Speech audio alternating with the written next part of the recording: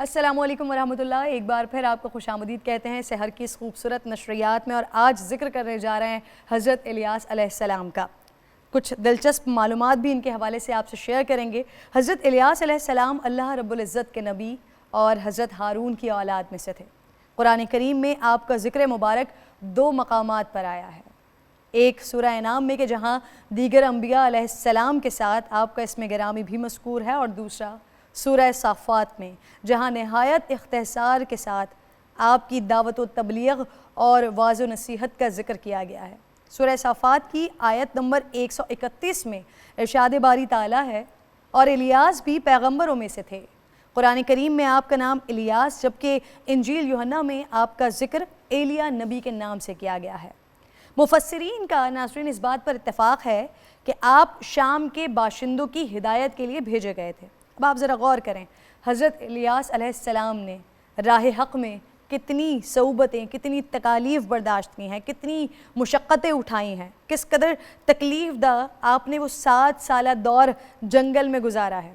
تاریخی اور اسرائیلی روایات اس بات پر تقریباً متفق ہیں کہ آپ حضرت حزقیل علیہ السلام کے بعد اور حضرت علیہ السلام سے پہلے بنی اسرائیل کی طرف مبعوث ہوئے۔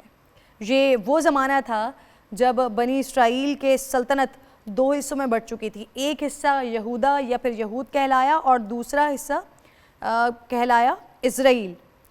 جو پہلا حصہ تھا وہاں پر مرکز یعنی بیت المقدس موجود تھا، دوسرا حصہ اسرائیل جس کا پایہ تخت سامرا جو کہ اس وقت موجودہ وقت کا نابلس، اس دور کا نابلس تھا۔ اس وقت اسرائیل میں جو بادشاہ حکمراں تھا اس کا نام بائبل میں اخیب اور عربی تواریخ و تفاسیر میں عجب یا اخب مذکور ہے۔ اس کی بیوی ایزابل بال نامی بت کی پرستار تھی، اور اس بال کے نام پر ایک بڑی قربان گاہ اس نے بنائی ہوئی تھی۔ ایک بڑی قربان گاہ اس بت کے نام پر اس نے بنائی ہوئی تھی، جسے تعمیر کرنے کے بعد بنی اسرائیل کی قوم کو بت پرستی پر لگا دیا تھا۔ بت یہودیوں اور اسرائیلیوں کا سب سے بڑا اور سب سے مشہور دیوتا کہلایا جاتا تھا، پوجا جاتا تھا۔ کہا جاتا ہے کہ وہ بت سونے کا تھا، اس کا قد 20 گز تھا، 4 منہ تھے، اور 400 افراد اس کی خدمت پر، ایک بت کی خدمت پر 400 افراد معمور تھے کہ جس کی سینکڑوں سالوں سے پوجا کی جا رہی تھی۔ سال کے مخصوص مہینوں میں ناظرین اس دیوتا کے گرد میلے لگتے تھے، لوگ منتیں مانگا کرتے تھے، سونے چاندی کے نذرانے اس کو چڑھایا کرتے تھے، طرح طرح کی خوشبوؤں کے ساتھ اس کو دھونی دیا جاتی تھی۔ اس قربان گاہ میں جہاں پر یہ بت تعمیر کروایا گیا تھا، اسی قربان گاہ میں لوگ آ کر جانوروں کو قربان کرتے تھے، اور خاص مواقعوں پر غور سے سنیے گا کہ انسانوں کو بھی اسی قربان گاہ میں بھیڑ چڑھایا جاتا تھا۔ حضرت الیاس علیہ السلام کو بھی دوسرے انبیاء کرام کی طرح اپنی قوم کے ساتھ شدید کشمکش سے دوچار ہونا پڑا۔ قرآن کریم کی سورہ صافات میں ارشاد باری تعالیٰ ہے، اور الیاس بھی پیغمبروں میں سے تھے جب انہوں نے اپنی قوم سے کہا کہ تم ڈرتے کیوں نہیں؟ کیا تم بال کو پکارتے ہو اور سب سے بہتر پیدا کرنے والے کو چھوڑ دیتے ہو؟ یعنی اللہ جو تمہارا اور تمہارے اگلے باپ دادا کا پروردگار ہے، تو ان لوگوں نے ان کو جھٹلایا، سو وہ دوزخ میں حاضر کیے جائیں گے۔ ہاں، اللہ کے خاص بندے مبتلا عذاب نہیں ہوں گے، اور ہم نے بعد کے لوگوں میں الیاس کا ذکر باقی رکھا۔ آل الیاس پر سلام ہو۔ بلا شبہ ہم نیکوکاروں کو ایسا ہی بدلہ دیتے ہیں، بے شک وہ ہمارے مومن بندوں میں سے تھے۔ حضرت الیاس علیہ السلام نے اسرائیل کے بادشاہ اخیب اور اس کی رعایا کو اس بت کی پرستش سے روکا اور انہیں توحید کی دعوت دی، مگر سوائے 1 سے 2 افراد کے کوئی بھی ان کی بات ماننے کو تیار نہیں تھا، بلکہ آپ کو طرح طرح کی پریشانی سے دوچار کرنے لگے، آپ کو مختلف طرح سے پریشان کرنے لگے، یہاں تک کہ اخیب اور اس کی بیوی ایزابل نے آپ کو شہید کرنے کے منصوبے بھی بنائے ناظرین، جس پر آپ نے ایک دور افتادہ غار میں پناہ لی اور عرصہ دراز وہیں پر ہی قیام کیا۔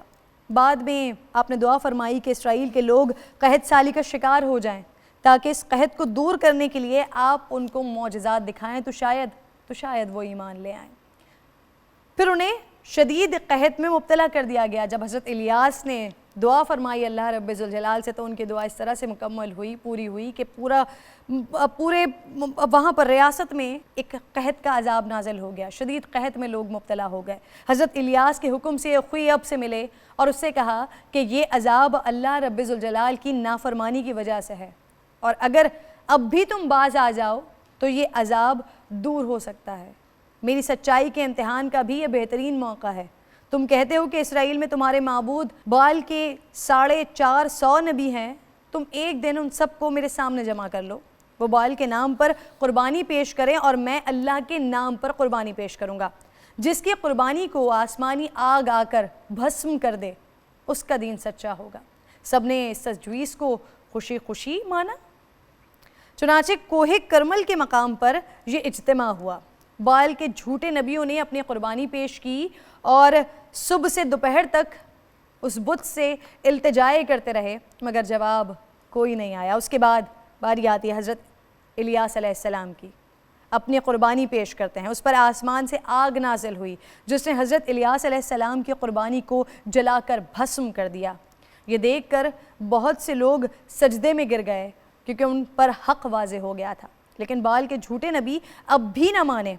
اسی طرح بادشاہ کی بیوی ایزابل بھی حضرت الیاس علیہ السلام پر ایمان لانے کے بجائے ناظرین الٹی ان کی جان کی دشمن ہی بن گئی۔ اس سے پہلے بھی جان سے مارنے کے منصوبے بنا رہی تھی اور اب جب کہ معجزہ کر کے دکھا دیا پھر جان کی دشمن مزید بن گئی۔ حضرت الیاس کو اس کے عزائم کا پتہ چلا تو آپ روپوش ہو گئے اور ایک پہاڑی میں 7 سال رہے جہاں سوائے گھاس وغیرہ کے اور کچھ کھانے پینے کو موجود نہیں تھا۔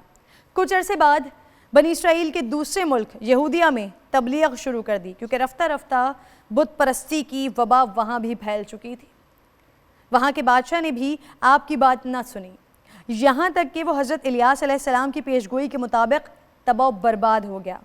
چند سال بعد آپ دوبارہ اسرائیل تشریف لائے اور بادشاہ کو راہ راست پر لانے کی کوشش کی، مگر وہ بدستور اپنے بدعمالیوں میں مبتلا رہا، یہاں تک کہ انہیں بیرونی حملوں اور مہلک بیماریوں نے شکار بنا لیا۔ کفار کی سرکشی اور کفر کو دیکھ کر آپ علیہ السلام نے اللہ رب العزت سے دعا فرمائی کہ انہیں اپنی طرف لے لے۔ حضرت الیاس علیہ السلام کی اس دعا کے بعد ان کو یہ حکم ملا کہ وہ ایک جگہ جائیں اور وہاں ان کو جو سواری ملے اس پر سوار ہو جائیں۔ آپ جیسے ہی وہاں پہنچے تو آپ کو ایک گھوڑا دکھائی دیا، نوری گھوڑا دکھائی دیا۔ آپ گھوڑے پر سوار ہونے لگے تو آپ کے چچا زاد حضرت یسع نے آپ سے فرمایا کہ اب میں کیا کروں؟ تو حضرت الیاس نے اپنا کمبل ان پر ڈال دیا جو کہ نشانی تھی کہ اپنے بعد وہ بنی اسرائیل میں ان کو اپنا خلیفہ بنا کر بھیج رہے ہیں۔ اللہ رب العزت نے پھر حضرت الیاس علیہ السلام کو نورانی کر دیا اور لوگوں کی نظروں سے اوجھل کر دیا۔ حضرت الیاس علیہ السلام کا ذکر کرتے ہوئے اللہ رب ذوالجلال قرآن پاک کی سورہ انعام میں ارشاد فرماتے ہیں کہ جس کا مفہوم ہے کہ اور اسماعیل، یسع، یونس اور لوط کو اور ہم نے ہر ایک کو اس کے وقت میں 70 فضیلت دی ہے۔ ناظرین، آج ہم نے حضرت الیاس علیہ السلام کے بارے میں جانا ہے۔ پرنور سحر اور ذکر خدا، نبیوں کی مدح سرائی۔ پیغام سنا اے باد صبا، پرکیف ساتھ آئی۔ پوشیدہ ہے ایمان کی راہ اللہ کی کتاب مقدس میں۔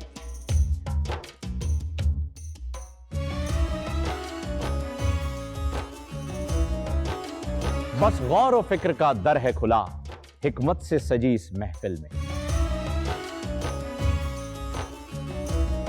ہے لب پہ دعا زدنی علما، روشن ہی رہے یہ سارا جہاں۔ رم جھم رحمت کی گھٹا، ہر ایک نے ہدایت پائی۔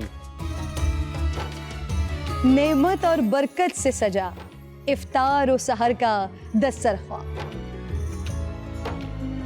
ننھے پھولوں نے مل کے کہا آج روزہ کشائی ہے۔ رمضان المبارک کی خصوصی نشریات رمضان میں بو۔